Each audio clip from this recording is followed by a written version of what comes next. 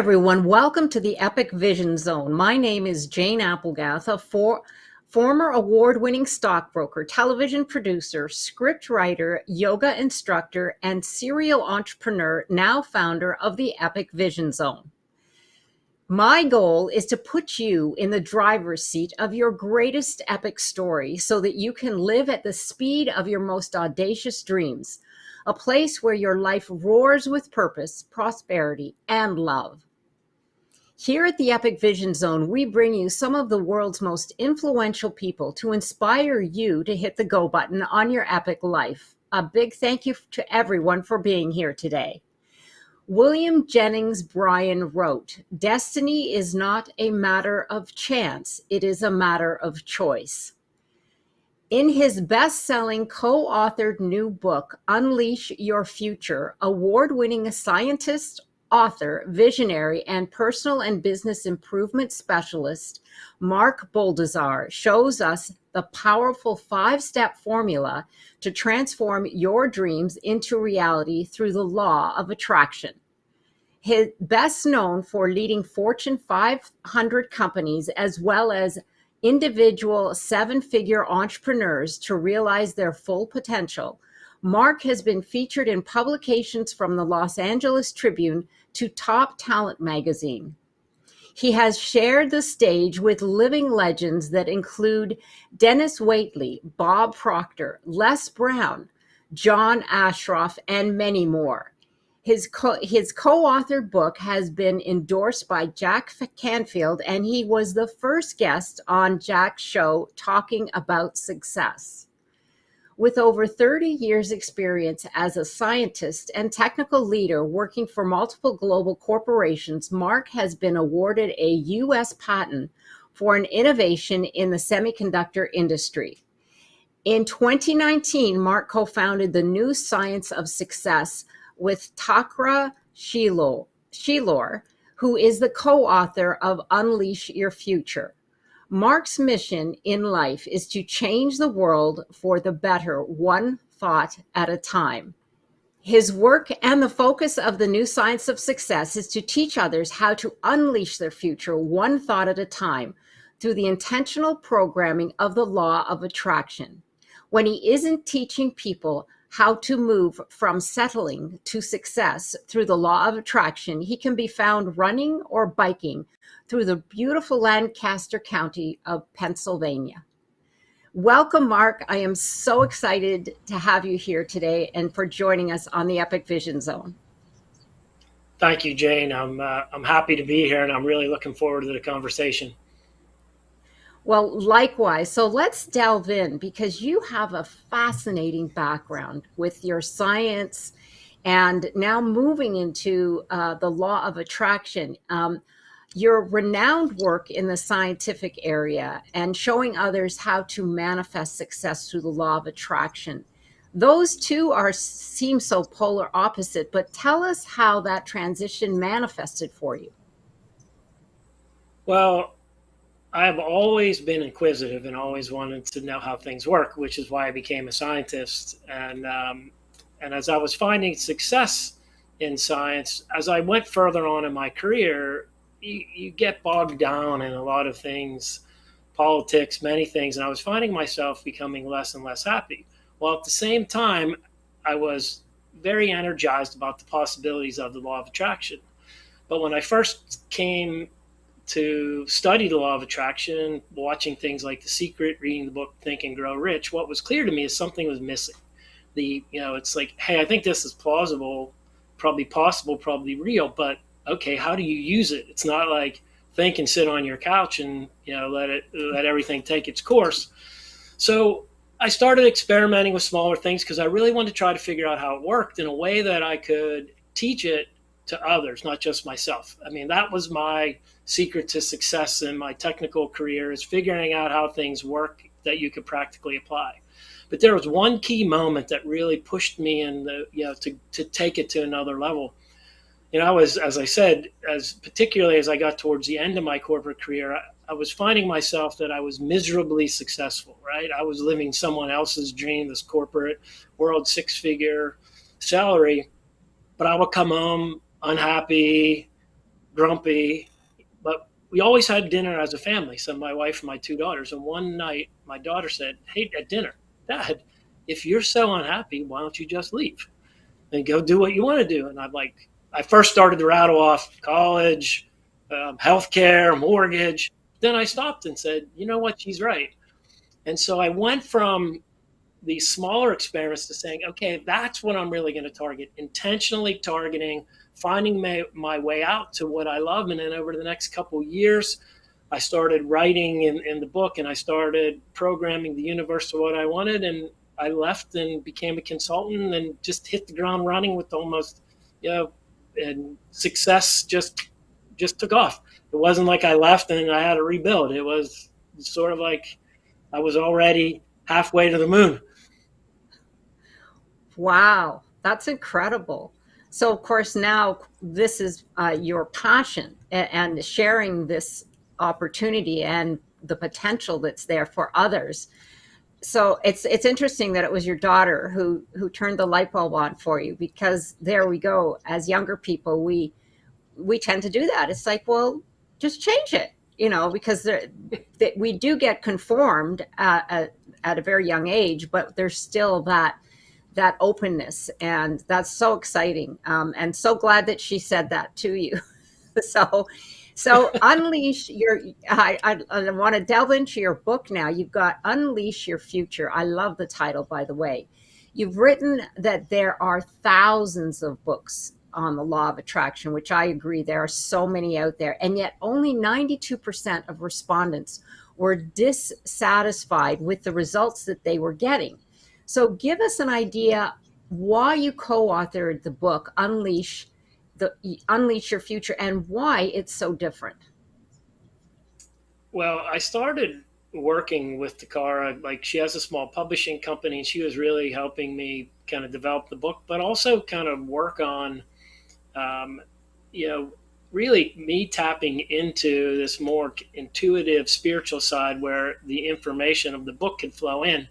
But what's different about this book is the missing pieces for me that I mentioned earlier were that there was no how to, but I wanted it to be how to in a way at which there could be measurements, right? So where I know in my business world, you can't improve what you don't measure. So when you can take the understanding of the law and then bring measurement to it, break it down into component parts, you can get your arms around it and work with it. All the other books that have been out there, they generally treat this law almost as this kind of mystical, magical something that you try to tap into when it's something you want, but it's not all encompassing. So you're using it if I want to manifest money or a relationship or a career, but all the other things that are happening in my life aren't happening because of that. So that is where I think the issue comes in and why people get dissatisfied. It's an all thing. So you have to know that if it works, you're creating it all or you're creating nothing. Right. Yes, bring it in from the science point of view. I love that. That there's measurements, and we'll get into that a little later in the interview. But it completely makes sense, and I agree. When I first saw the movie The Secret, I had the same intention, that I could just put out the thought and fantastic things would happen. It's like, why isn't this working? If And only I'm it were sure that I'm simple. Yeah, exactly. And I was like, yeah, I'm sure I wasn't alone, and this is why you said that 92% of people have been dissatisfied, because there is some science behind this. Oh, wow, there's a lot of science behind this. So we'll delve into that. But you have Sabotaging Limitations. What limitations sabotage our ability to achieve what we want? I'm not sure we have enough time in the day to go through all that, because in reality, we are burdened with limitations starting very early on in our lives, right? We're told we're not this, we're not that, you should do this, you should do that, don't do this. So we carry all those forward. And, as we sit here today, um, it's rare that we challenge where they came from and why we've accepted them and why are they true. Like, I used to think, well, as a scientist, they're not the kind of people that go out and start their own business. They're more kind of salespeople or business people or whatever. So, like, I limited myself. Just that's one simple example. But all of these other things that we've allowed, and I call this identity theft. Our identity has been hacked from very early on by well meaning people, our parents, coaches, teachers, that tell us things thinking for our own good, right? That um, we, we should protect ourselves. And so that creates all these limitations, and they come in so many forms. Anytime you say, "Hey, I would do this," but whatever comes after that "but" are your limitations, and you're probably only scratching the surface. So they're very numerous. But where I'm coming to say is, you mentioned in the earlier about, like, destiny is a choice. Continuing to allow these limitations to hold you back is a choice too. You can let them go. It just takes effort. Right, absolutely. And I think one of the key issues there is being aware that you do have the limitations, Absolutely. because a lot of us are, well, not many of us are walking around unconscious. Like, we aren't even aware that we are working within our box of limitations because of things that have happened in our previous, our childhood, in our culture, in our education system. So yes, that's a key to, to being aware first that we are working within that box of limitations, and then stepping into this practice and what unfolds before you and the possibilities. That's really exciting, and that's where we need to go. Now, this next part I found fascinating, because the law of attraction is often described as a magnetic attraction, and you attract into your life experiences that are like your thoughts. That's what we've heard often. But you say that the law of attraction acts as a reality tuner. I love that. Explain that for us and how it plays into your radio analogy. Yeah, I think this magnetic attraction never resonated with me right from the beginning, because in science, like does not attract like. Opposites attract. I mean, I have some magnets here that I oftentimes use. Like, if you put like poles together, they repel. So, really, the mechanism that I have is that everything is energy, and that your thoughts are one form of energy, and they're at a frequency, a fast moving frequency, so they're not coalesced into matter. And that's how you program. So your thought, your belief for that thought, and your passion for it is like programming the universe. So it's like putting a floppy disk into a disk drive, and then the universe takes that and transforms that into your reality. So it creates this like experience in the physical reality. It's the matter is another form of energy. So, and these transformations of energy are very common. Like the electricity, when you flip on your switch, didn't start as electricity. It may have started as nuclear power or solar power or wind power or coal fired plant. So that transformation really is how things work. And so when you think about this, your programs, your mind, so what you're thinking about are like you're beaming these radio signals out, right? So the one that you want to listen to, or in this case, experience in your life, you want the strongest signal out. So what you want should be your strongest program. But again, you could step back, and if you analyze and you become aware what's going on in your head, you can say, well, which radio station, what am I tuning to? Right? What am I telling the universe I want? I mean, it's really simple, but that doesn't mean easy, because you have to put some effort and you have to stop and think. And we like to just get into this robotic hamster wheel of life, that treadmill that we're always on. Yes, absolutely. It's like you said, it's simple, but it's not easy, because we are walking around unconscious. So we're not aware of our thoughts. We're not aware of what we're actually putting out there in the universe. And I know that when you do tune in, you tend to move through life with more grace. That's what I've felt. because you're not paying attention to the thoughts like you were before that were there. The limiting thoughts, you tend to let them go by the wayside when you get into this practice. And I call it a practice because I think that if we almost have to be aware every day of what we're putting out into the universe. Um, I want to delve in now to what you call the universal law of creation. You write that every significant discovery and innovation comes from a mind willing to think outside the box of what's normal, understood, and accepted. I love that, by the way. Such is the case with what you call the universal law of creation. Tell us about this law, because you don't call it necessarily the law of attraction, you're calling it the law of creation. Well, yeah, and I frame it that way because everything that occurs in our life, we manifest, we create, comes from this law.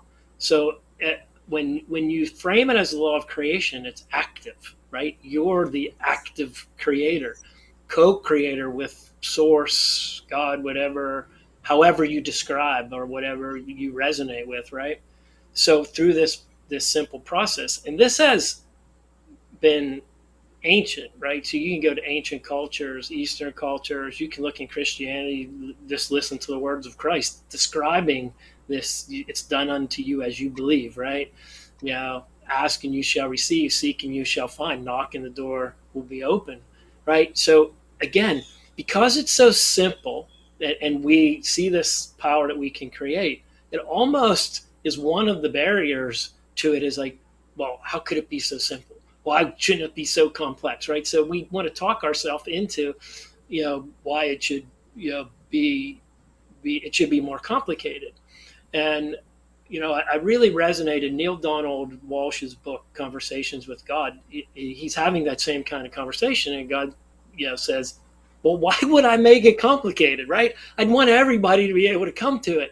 So, but unfortunately, what I see is in its simplicity, it actually stops people from accepting it, which is sad.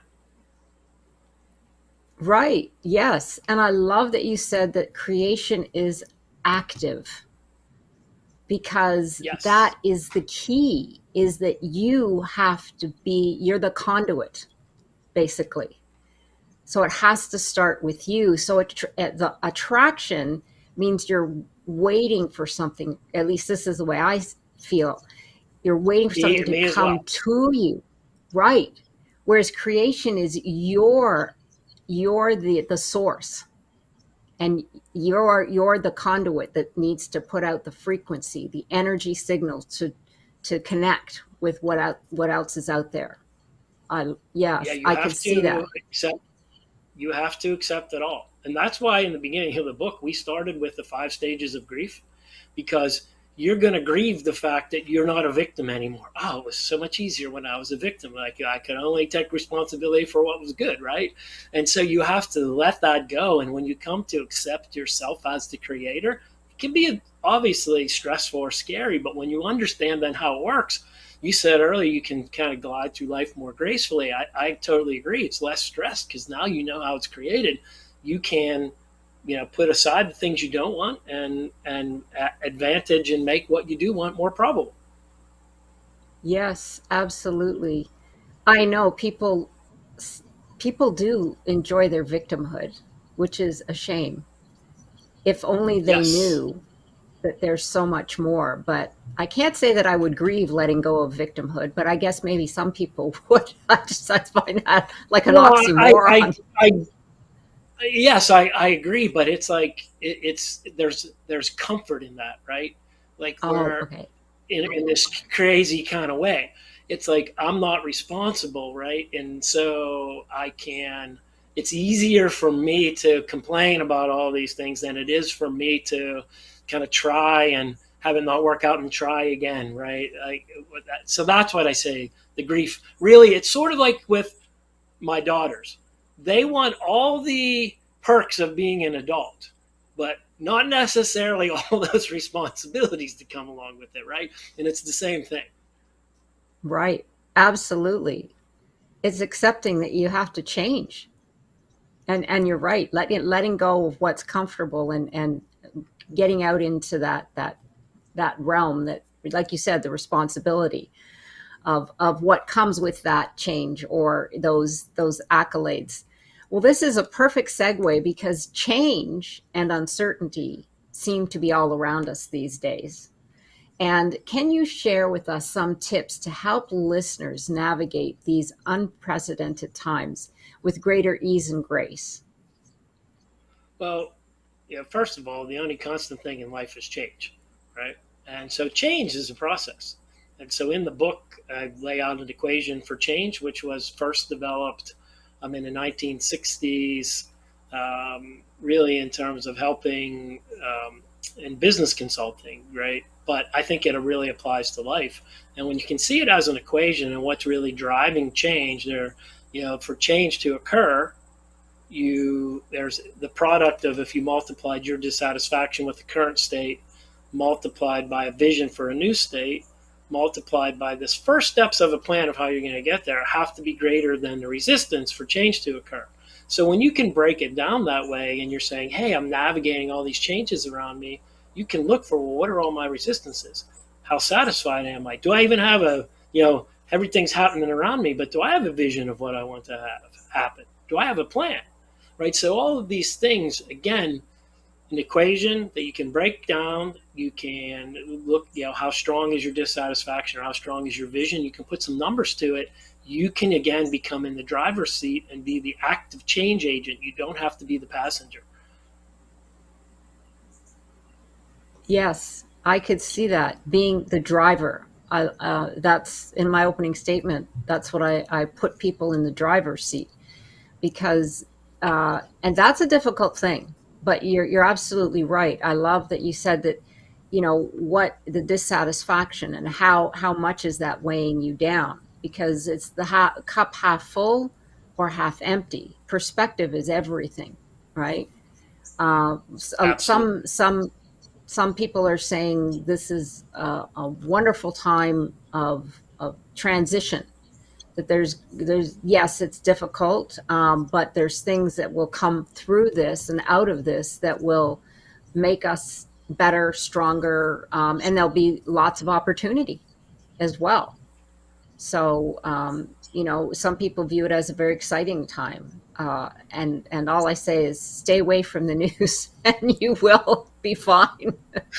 Well, I think that's right. I mean, so many things, what you feed your mind affects so much of how you view the world and how you view what you're programming the universe and change. All of those things are, it's not just the news. If you look at a lot of the television programming out there and the kind of things that you could watch and you could fill your mind with, so many of these dystopian show, all these things, it's like, I don't want those thoughts in my mind. You're absolutely right. Oh, that was fabulous, Mark. What you feed your mind. We're always, there's so much about weight loss and what we feed our bodies, but no one has come up and said, what are you feeding your mind? Wow. Yeah, and it's That's a being real, very conscious. I'm very conscious of that. There are just things I won't. I'm like, I look at that and I watch. My kids may watch it. My wife may be watching something. I'm like, I don't want any part of that. It just. And this yeah. also then looks at the way you feed your mind. If you then think about everything you say or do, you are in communicating, you are feeding someone else's mind. And when you think about that, now you become more responsible with your words, particularly if you're talking to your loved ones, your children, your spouse, extended family, friends. Yes, absolutely. That is, boy, that is, you could really delve into that. Like, we need to put our minds on a diet. I It's tell her, like, yes, absolutely, absolutely. yeah, that's, I mean, I think people would be really in tune with that. They go, wow, what do you mean? For me, I'm like you, I'm very curious. I go, what does that mean? I think I need to learn about that. But, it's true. Oh my gosh. I love that. Thank you. I think that's brilliant. Put our minds on a diet, a healthy diet. A So healthy the guy, side, absolutely. yeah. Absolutely. The new science of success formula. Briefly, there I know that you delve into this in detail in the book, and it's fabulous. But if you could briefly explain to the audience what this new science of success formula is and how it works. Yeah, so the first three components or steps of the formula is really how we program the universe, and it's not just thought, right? So there's the thought, there's this passion and energy for the thought, which can be positive or negative. The thought could be something we don't want, and the energy could be fear or worry. And then the belief that of whether that's personally possible for us, not belief in the law, right? So you could say, hey, I want to manifest $1 million, but I don't believe it. So right away, your program's off, right? So, and each one of the sides of that, those three components, and I show it as a triangle, and it's like you can put the triangle in a floppy disk in a computer. Um, each you can not magnitude 1 to 10, either one of those sides, and then for all your thoughts, and you can score them and kind of make a visual picture of which ones are stronger. Then, as I said earlier, this law of creation is it's a participation sport. Its action is that fourth step. And I prefer intuitive based action because that's driving you off, tapping into knowledge outside of yourself, moving you in a new direction versus taking actions based on your past experiences. Because if you do that, you're more likely to just repeat the same kind of results that you've always had. And the fifth one, we call it keep the faith, but it's really meaning just like the law of gravity.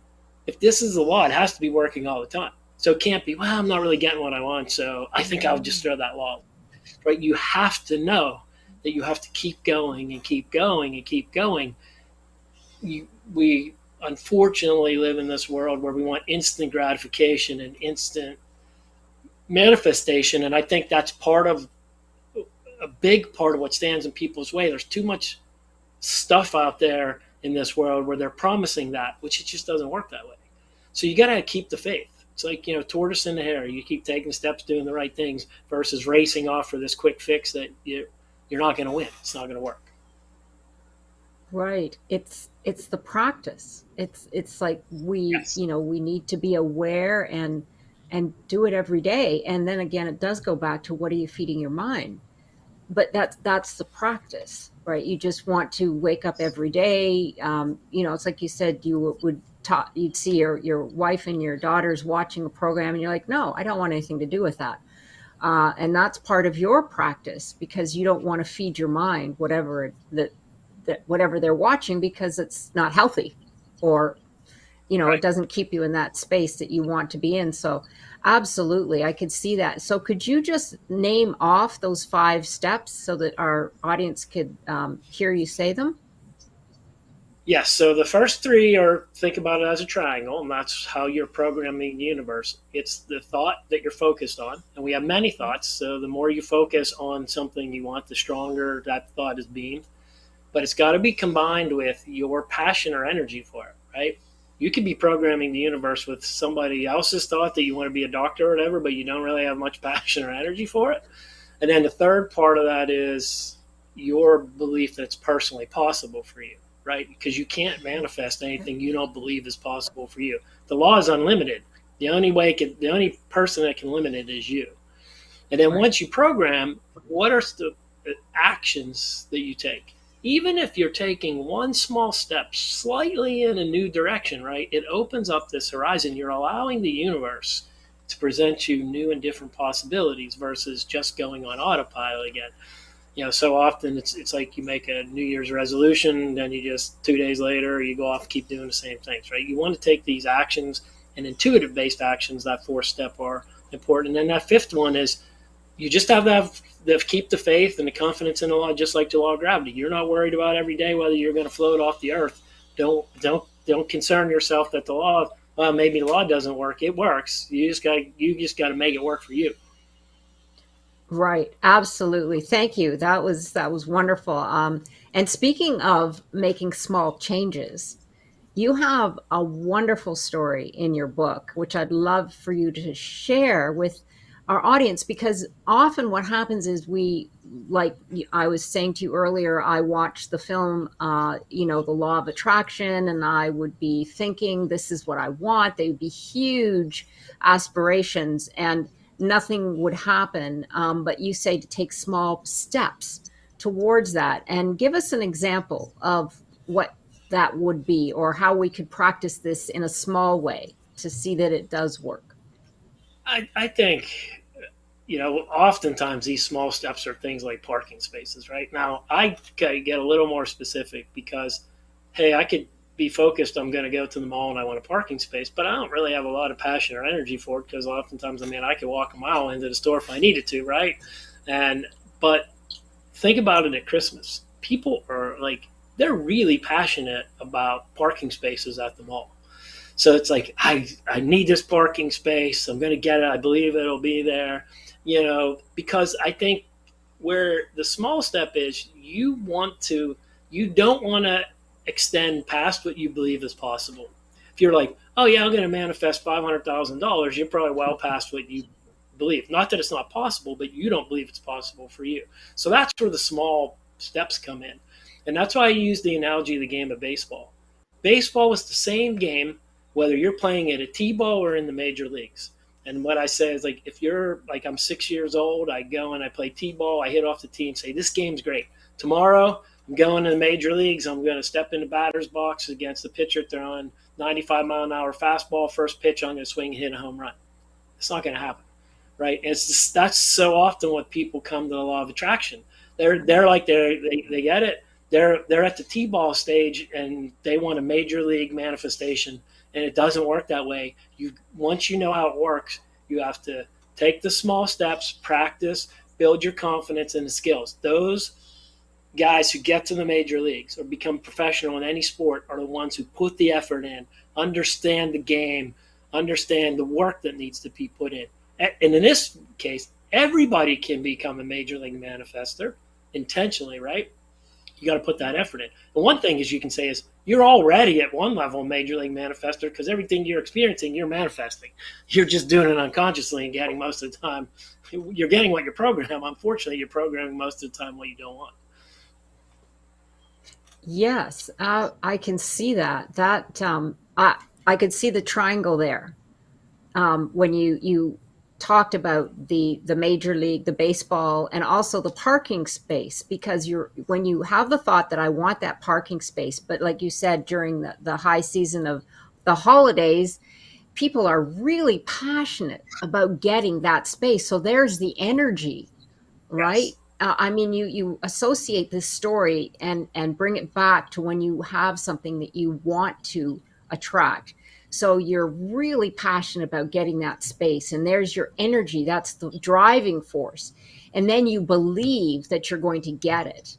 And I love that story. The baseball story is great too, but the park, well, especially for women, because we're in the park, we're in the mall looking for parking Well, yeah, space, right? yes, yes. I get, and I could just envision myself going, oh, that's why I got that parking space, because I would be doing that. I would have the thought, and I'd be driving, and I'd be like, I'm going to get that parking space. I know I'm going to find it, and boom, there it would be. But you don't But you can associate the believe that that's going to occur as well, right? It's like, because if it's happened before, so when you're intentionally right. doing it, it's at a level at which you can believe. It's not extended beyond your belief. And then the more that you do those, your belief muscle stretches and grows, so you can expand out. Right, absolutely. I love it. Thank you. That was and I have another analogy here that I read in your book that I really resonated with, and it's the status quo and Lego. You have a wonderful story, and it's you call it the status quo. You call it the law of entropy. Did I say that right? Yes, it's the second law of thermodynamics. Okay, so the law of entropy, or as you say, the status quo and Lego. Tell us that story. Yeah, so as I said, everything is energy, and our universe is built on certain fundamental laws, and the laws of thermodynamics are the fundamental laws of physics. And the second law, the law of entropy, really talks about a system. People are systems, societies, groups are systems, seeks to be in its lowest energy state. That means it wants to be scattered. It doesn't want to expend energy, right? So when I think about this, I go to the status quo. As a person, our lowest energy state is not thinking about what we do, going on autopilot, the status quo. To do anything else requires energy. And the example of the Legos are think that really brings this to life.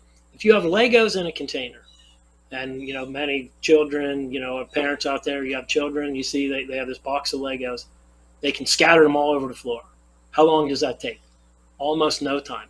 And when they're scattered all over the floor, they're completely disorganized. Now, if you want to build something with the Legos, or even if you just want to put them back in the box, you have to expend energy to put them back in the box. And we don't really want to do that. We prefer to be in a scattered state. And anybody who has had their children dump their toys out or the Legos all over the floor knows that it takes energy for them to put them back in the box, because inevitably your children do not want to clean up or put things away because it takes that energy. We prefer to be in that scattered state. So this is like everything we talked earlier about being conscious and intentional. It takes energy. And we're wired in the universe to not want to do it. So we have to recognize that and get the activation energy to get over the hump. Yes, that was a great analogy, Mark. I love that because, yes, we're walking around in a scattered state, which is unconsciousness. And it's so much more comfortable to be there because doing anything other than that creates energy or needs energy and effort. But also, it's being aware that we're walking around in that scattered state. So, yeah, your stories and analogies were spot on. I just smiled when I was reading it because you're saying about dumping them out, and I'm going, okay, that makes sense. Then you say, well, now it's going to take energy to build or to put them back, and I go, oh my gosh, that's why kids don't want to pick up their toys. Exactly. Takes effort, but it's Yeah. nothing to dump them out, and that's yeah, absolutely. Well, I'm going to switch gears here. In your book, you write that energy is everything. And we were just talking about that with the Lego analogy. And quoting you, you say, a fire can't start without a spark. Tell us about this and the tips to ignite our own spark.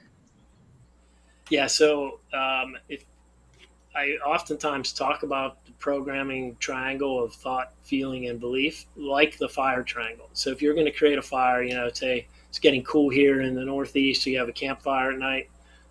You need three things for a fire. You need fuel, which is your firewood. You need oxygen, which is in the air, and then you need energy, which So for me, if I don't have a match, I can't rub two sticks together to create a spark. So when we think about our programming triangle, that spark, it could be a feeling, right? You could be, hey, I want this $1,000,000, but I'm not really passionate for it. And you not really ask yourself the whys to get down, what do you really want? If it's $1,000,000, chances are you want something much deeper, right? So you don't have that spark. So if you don't have that spark, just keep asking why till it gets down to what you really want. So for me, it wasn't, when I left the corporate world, it wasn't about money. It wasn't about, as I kept saying, why. It really came down freedom.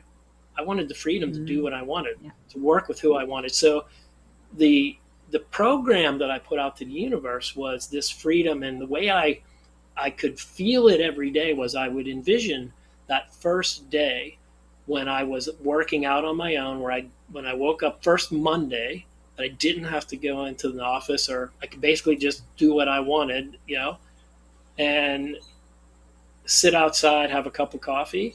And I remember that first Monday after I went out on my own. It was a beautiful October morning, sat outside with a cup of coffee, and that feeling, that thought and feeling and belief that could be my life, when it manifested, and that was just such satisfaction in that. So you have to find that. Now, the other part that can also be the spark is this belief. You could have a passion for something in the thought, but you don't have the spark of belief that it's possible for you.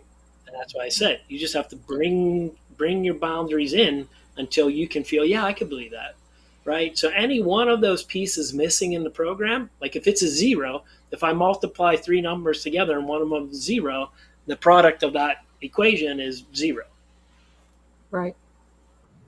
Right. Absolutely.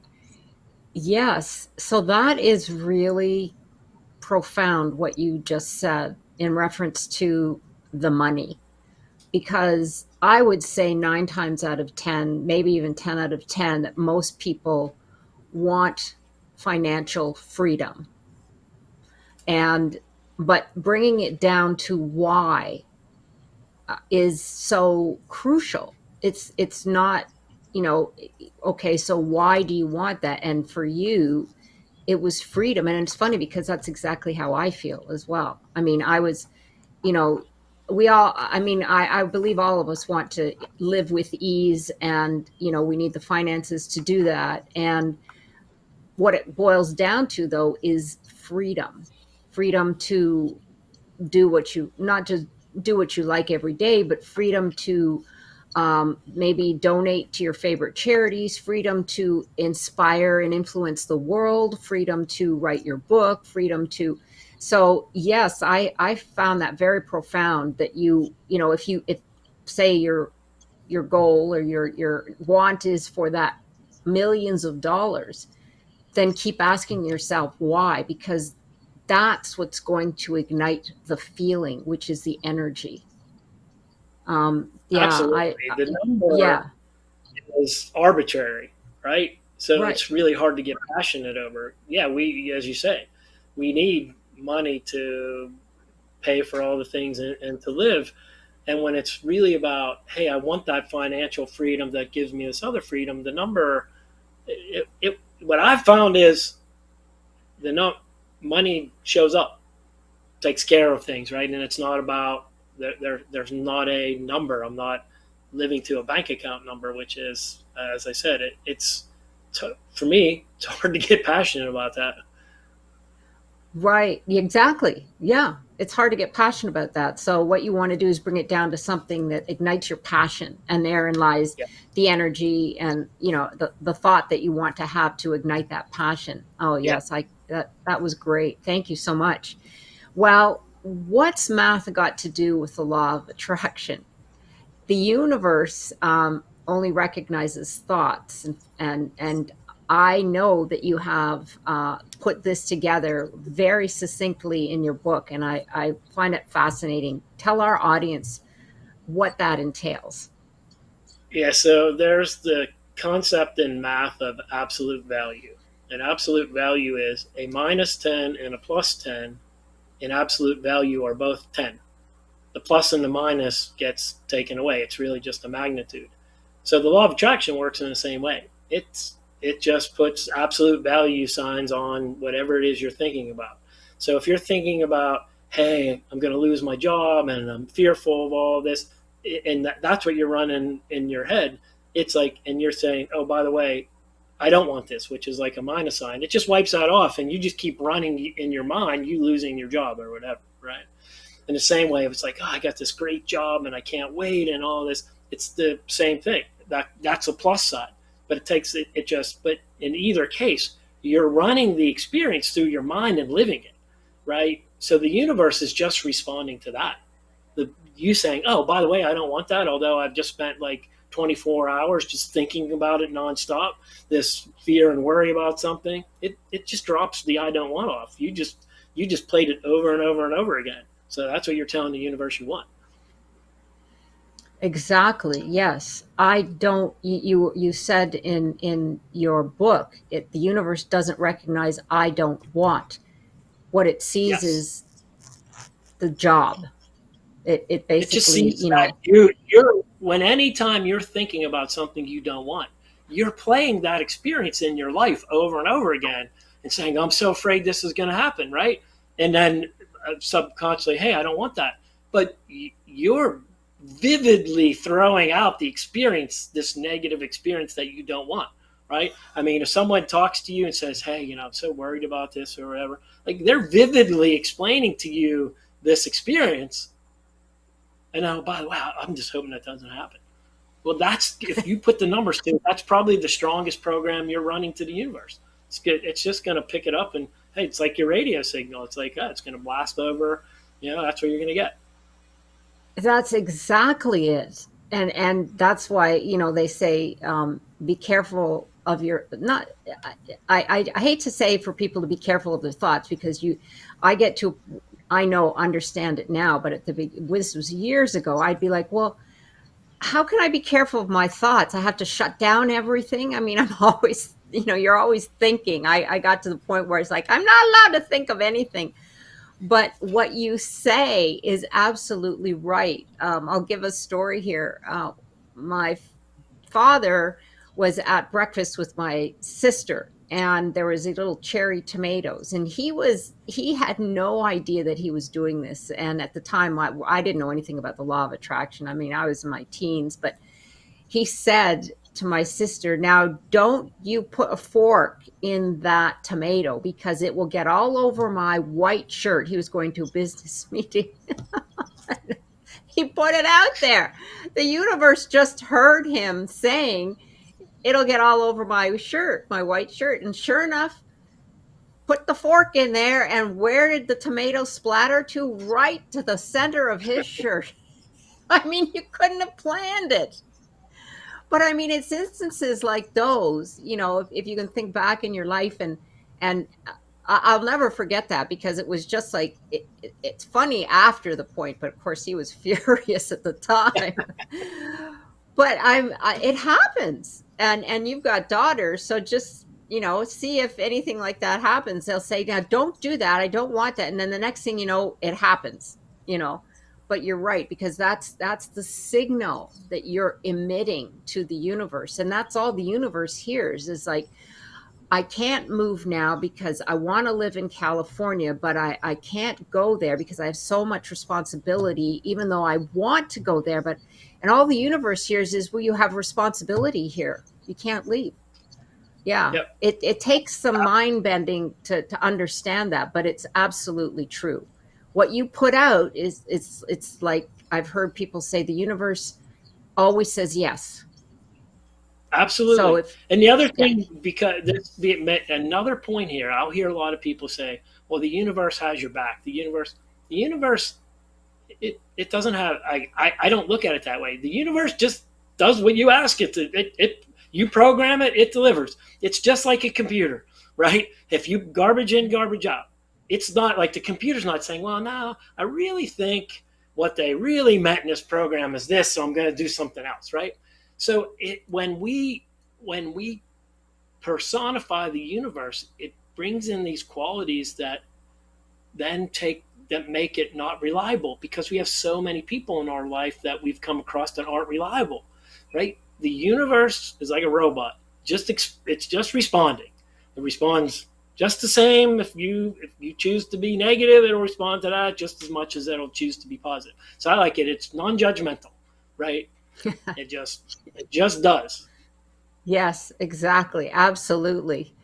Well, I love this, and of course, this is my wheelhouse, Mark. So I really appreciate your book. Tell our audience about your consulting and your one-on-one training, and how people can get in touch with you. Yeah, so I just revamped my website, markboldizar.com, and I have both a little bit about my business consulting kind of side, and also my personal side. And really, I always encourage on both sides, start with an assessment, because you can't get to where you want to go unless you know where you're at. So I have an assessment that's really about manifesting for the personal side, and then I have assessment on the business side. And I don't do anything cookie cutter. I think all these programs say are going to have everybody. I think whether you're in business or in your personal life, it's a unique journey. And what I look at, it's helpful to have a guide, someone that you can bounce things off of. Hey, did you think about this? Well, what about that? Hey, this assessment, maybe this points out where your strengths are. Here's maybe where you want to develop. Hey, have you thought? I think that this so often is missing. Small businesses miss it because they just don't have enough people, and they're always too busy trying to wear every hat. Personally, you're just thinking, man, I want the one-off thing that I think is going to manifest tomorrow, and we really don't want to do the work. So I I, I encourage people to contact me. Come to the website. You can set up a free discovery call with me there. You can email me at mark@markboldizar.com. You connect to me on the website. I'm all about conversations, and I'm also very intuitive. So in the conversation, I pull information not just from my physical intelligence, but also the way I tap in, and so I bring all that to the table when you talk to me. Wonderful. Yes, that's everyone should take advantage of at least a conversation with Mark, that generous 15-minute consultation. And what do you hope people walk away with from your work? It's You have the power. You are the creator of your life, right? And what I hope you walk away with is that you accept the responsibility and start becoming conscious and intentional with it. Because if you don't, it still doesn't change the fact that you're the creator of your life. Yes, absolutely. Well, there you go. You've got the power, so tap into it. What are you most excited about in your life right now, Mark? I'm, and I might get emotional because I'm most excited. Both of my daughters are in college, and I'm Oh, most excited to see them unleashing their future, their best future, what they dream of, right? right. And really thinking about as a parent, parenting with the law of attraction as a thought about hopefully stretching and expanding their world of possibilities as wide as my wife and I could, so that as they go out, it's watching them put it into practice. Now they Mm. aren't thinking in the way of, oh yeah, I'm using what Dad talked about in the book. They will talk about it, right, and I'll hear them repeat things back that I know that it sunk in. But to see them do it, like, because that if that's the only thing that I was successful at in life, it's the most important one, is to them to unleash their best future. Yes. Wow. That is powerful. You know, I had a thought that do you ever think they would teach this in universities and colleges? It's Because it interesting. would be so vital, so powerful, don't you think? Well, there's a couple interesting points there. One, my youngest daughter's a neuroscience major. So the Wow. neuroscience side is really, this is going to, like, hey, thoughts as energy and things that can be measured, all those things are going on, right? So at some point, it's just going to further and further develop. So yes, one day this power, it will be discovered in a much more, hey, the more concrete way that science likes to say, like, it'll move from theoretical science to more, hey, now I have the instrumentation to see and measure and do. So yes, I think that will occur. But and the other thing too, it branches then over into the psychology side. And my oldest daughter's a social work major and has taken a lot of psychology. And one day she called me, and this is how I know it sinks in. She said, Dad, my professor, he brought up the law of attraction today, and he was sort of making fun of it or whatever. And I raised my hand, and I said, well, wait a second. And she went on to explain to him about the book, and they ended up having a nice dialogue about that. That's how I think it will occur, where people are Mm. talking about it not in its more woo kind of crazy way that it's out there, which does a disservice. And there are lots of other things in science that have their same kind of things going on, right? It's not just the law of attraction. But when there can be this kind of debate and we start having the measures like in neuroscience and what's happening, we're moving that direction already. Yes. Oh my gosh. It would have been great to hear that conversation between her and her professor, you know. Yes, And yeah, but good for her, to stand up and say, "Wait a minute, this isn't woo woo. It's just, how you've interpreted it." And exactly. that fabulous. Oh my gosh, and a neuroscience. Wow, yeah, I love neuroscience. It's just a fascinating topic. Any last words, Mark, that you would like to share with our audience?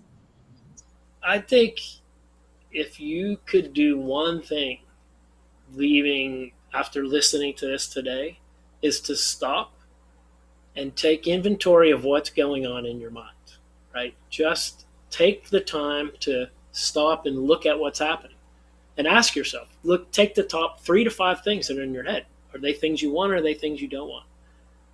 And then that's the first step of your journey to consciously and intentionally moving towards unleashing the future that you want. Yes, thank you. Absolutely.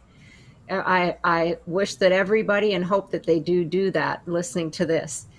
And because we're here on the Epic Vision Zone, I have one last question, and that is, if your life were an epic story, what would the title be? From settling to success. For Mm, so of long, course. I settled, right? I mean, not even knowing it. Well, I Right. was a little bit better. I'm better than where my parents were. Okay, well, I could have a worse job. This job's okay. This is always settling, right? And we don't have to Yeah. settle. And this, the law of attraction shows you how to move from settling to success. Yes. Absolutely perfect title. Well, you have to get that second book out now for sure.